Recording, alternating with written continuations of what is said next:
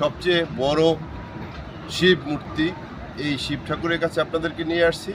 এখানে শিব ঠাকুর স্বয়ং বিরাজমান এবং তার যে শিব ঠাকুরের যে প্রতিমা এ দেখার মতো এই বিশাল আকারের, আমার মনে হয় যে 100 ফুটের কম না।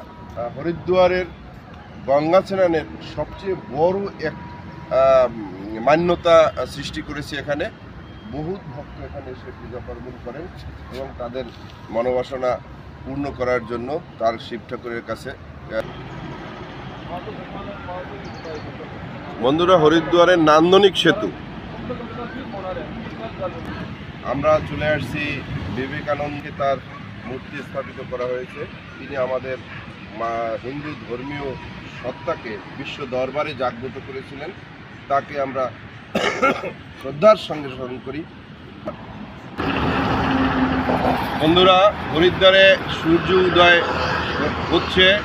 মা গঙ্গাকে সূর্য তার তাপ দিয়ে প্রথম সূর্যোদয়। আমরা এই হরিদ্বার থেকে আপনাদের সকলকে জানাই, সকল পাপ তাপ হানাহানি হিংসা দূরে থেকে আজকের এই পৃথিবী, এই ধরিত্রী আগামী ভবিষ্যতের জন্য বাস উপযুক্ত হোক। এই সূর্যোদয়, এই ধরিত্রী আবার ভবিষ্যতের প্রজন্মের জন্য বাস উপযুক্ত হোক। সকলকে ধন্যবাদ জানিয়ে হরিদ্বার থেকে বিপ্লব হলাদার শুভ কামনা রইল।